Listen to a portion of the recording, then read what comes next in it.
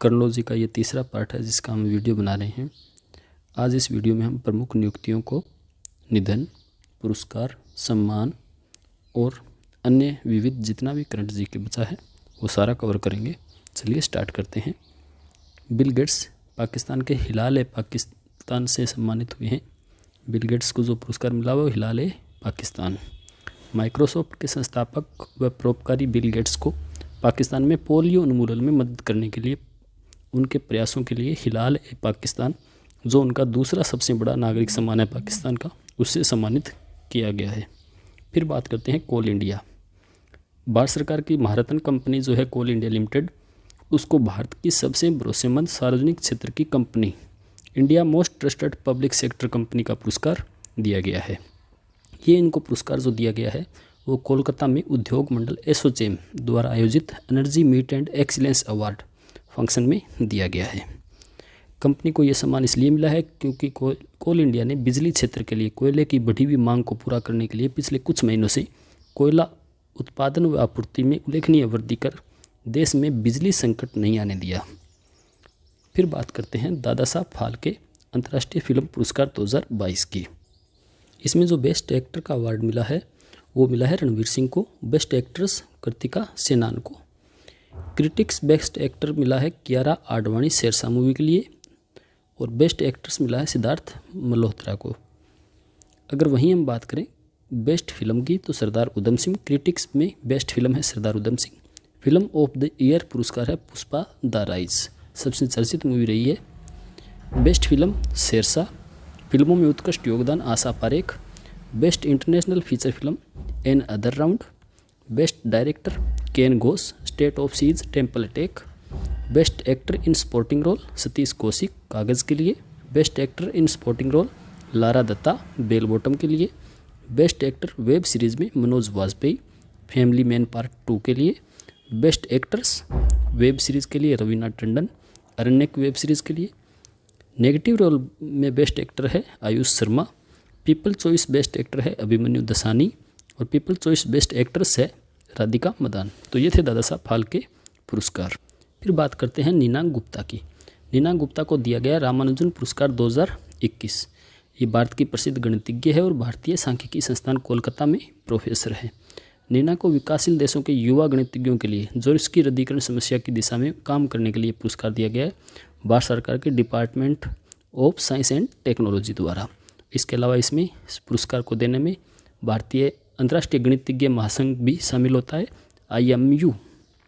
फिर हम बात करते हैं नीना गुप्ता के बाद प्रमुख पुरस्कारों की। तो संदीप बख्शी को मिला है business standard bank of the year 2021 का पुरस्कार।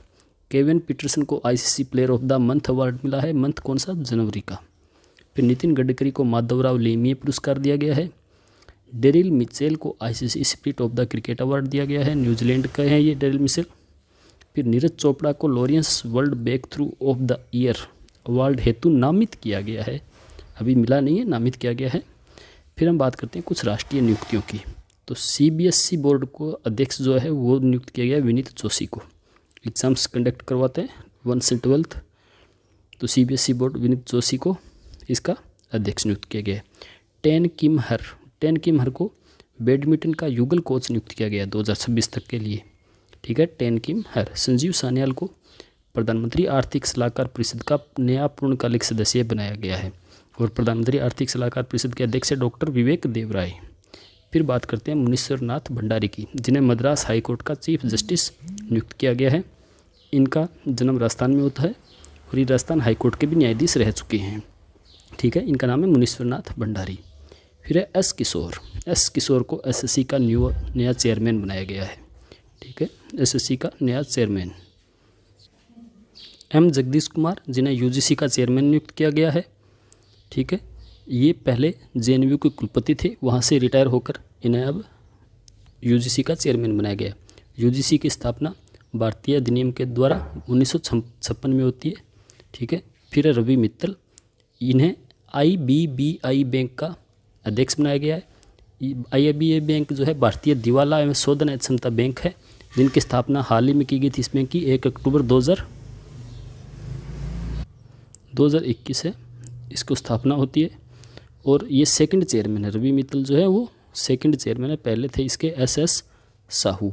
फिर है जी अशोक कुमार, इन्हें राष्ट्रीय समुद्री सुरक्षा समन्वयक नियुक्त किया गया है। जी अशोक कुमार को राष्ट्रीय समुद्री सुरक्षा समन्वयक नियुक्त किया गया है। लेफ्टिनेंट जनरल GAV रेड्डी को DIA का महानिदेशक बनाया गया है। DIA जो होती है वो तीनों सेनाओं की जो खुफिया सूचनाएं हैं उनको एकत्रित करती है। तो डिफेंस इंटेलिजेंस है, ये डिफेंस इंटेलिजेंस एजेंसी है जिसका गठन मार्च 2002 में किया गया था। जो अपना अटैक हुआ था ताज होटल पर मुंबई में, तो उस अटैक के बाद समुद्र की जो सुरक्षा है, हमारे चारों ओर का जो क्षेत्र है, इसकी सुरक्षा के लिए DIA का पद सृजित किया गया था 2002 में। तो डिफेंस इंटेलिजेंस एजेंसी का हेड बनाया गया GAV रेड्डी को। फिर है एंटोनिया कोस्टा, ये पुर्तगाल के PM बने हैं जो भारतीय मूल के हैं। ठीक है, इन्हें भारत में भी 2017 में इनको प्रवासी भारतीय सम्मान से नवाजा गया था और ये अब पुर्तगाल के PM बने हैं। फिर कुछ निधन की बात करते हैं। सबसे बड़ा लता मंगेशकर का। लता मंगेशकर जिनका निधन 6 फरवरी को हुआ था, इनको 2001 में भारत रत्न दिया गया था। पप्पी लेडी का निधन 16 फरवरी को हुआ था। ठीक है, संगीतकार है, सब जानते हैं, लता मंगेशकर भी संगीतकार थी। फिर है राहुल बजाज का, जिनका निधन 12 फरवरी को हुआ था। बजाज समूह के चेयरमैन थे ये राहुल बजाज। हालांकि इनका संबंध इनके दादा का संबंध था राजस्थान से। फिर है हेमानंद बिस्वाल, उड़ीसा के पहले आदिवासी CM थे ये। इनका निधन हुआ है 25 फरवरी 2022 को। अगर हम दिवस की बात करें कुछ, तो वह 2 फरवरी विश्व आर्द्रभूमि दिवस मनाया जाता है।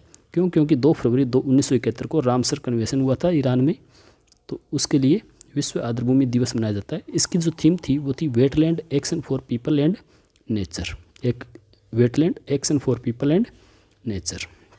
वहीं 4 फरवरी को है विश्व कैंसर दिवस। 4 फरवरी को विश्व कैंसर दिवस और 28 फरवरी को राष्ट्रीय विज्ञान दिवस।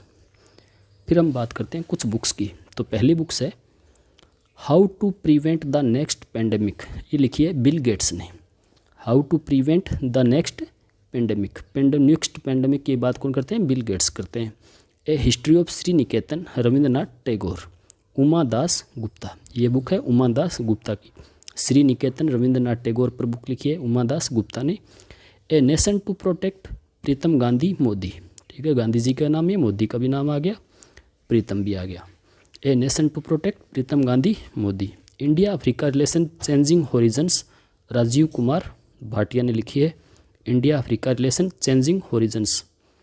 अटल बिहारी वाजपेयी बुक लिखी है सांगारिका घोष ने।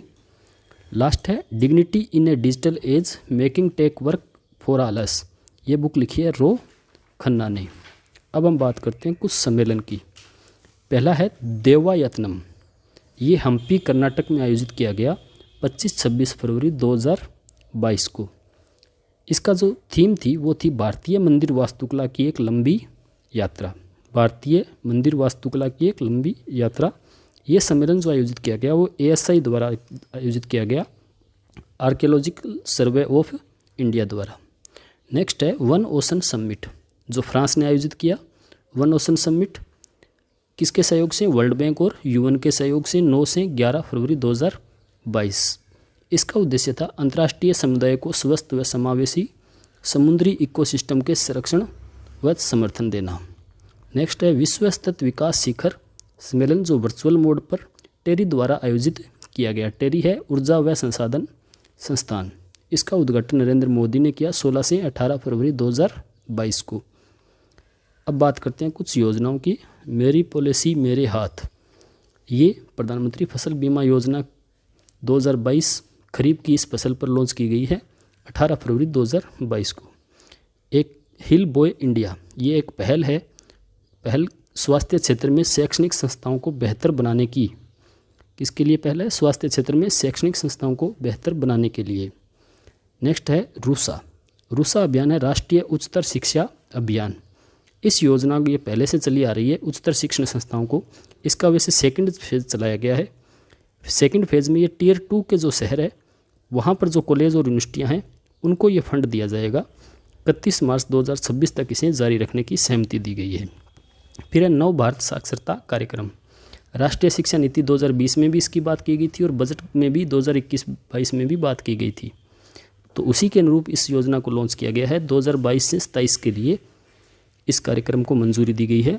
इसका उद्देश्य है 5 करोड़ शिक्षार्थियों को बुनियादी साक्षरता प्रदान करना।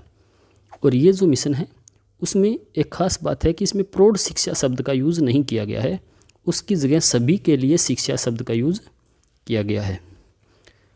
लास्ट में है कुछ अभ्यास। पहला है मिलन अभ्यास, मिलन 2022। ये एक नौसैनिक अभ्यास है, हर 2 साल में आयोजित किया जाता है। पहला आयोजित किया गया था 1995 को। और फिर है इसका विषय जो था इस बार का वो था कैमराडरी, कोहेजन और कोलैबोरेशन। और इसमें 40 से अधिक देशों की भागीदारी रही थी। नेक्स्ट है धर्म गार्जियन 2022।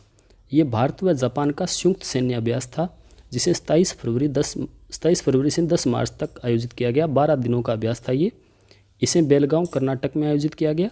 और ये अभ्यास जो है वो 2018 से आयोजित किया जाता है विभिन्न देशों के साथ। ठीक है, विभिन्न देशों के साथ भारतीय सेना का अभ्यास किया जाता है। इस बार का जो देश था वो जापान था। जापान की सेना ने इस अभ्यास में भाग लिया, धर्म गार्जियन 2022। नेक्स्ट है वायु अभ्यास ईस्टर्न ब्रिज 6। ईस्टर्न ब्रिज 6 ये 6वां संस्करण कहलाता है। ये भारत व ओमान का हुआ था। भारत और ओमान की वायु सेना का इसने भाग लिया था। ये जोधपुर में आयोजित किया गया 21 से 25 फरवरी 2022 तक। ठीक है, ईस्टर्न ब्रिज कौन था? वायु सैनिक अभ्यास था। नेक्स्ट है कोप साउथ 22, जो बांग्लादेश और यूएसए की वायुसेना के मध्य हुआ। फिर कुछ फैक्ट है। परम प्रवेग भारत का शक्तिशाली सुपर कंप्यूटर है, जिसे IISS बेंगलुरु द्वारा विकसित किया गया है। भारत का पहला जियोलॉजिकल पार्क जबलपुर में है, जिसे लम्हेटा घाट क्षेत्र में खोला जाएगा। भारत का ये पहला जियोलॉजिकल पार्क होगा जबलपुर में। नेक्स्ट है देश का पहला बुलेट ट्रेन स्टेशन बनाया जाएगा सूरत में। तो ये था क्रोनोलॉजी का तीसरा पार्ट। और इसके जो क्रोनोलॉजी के जितने भी क्वेश्चन हैं वो सारे क्वेश्चन आपको मेरे टेलीग्राम ग्रुप में मिल जाएंगे, जो मैंने क्यूज फॉर्मेट में डाल रखे हैं। धन्यवाद।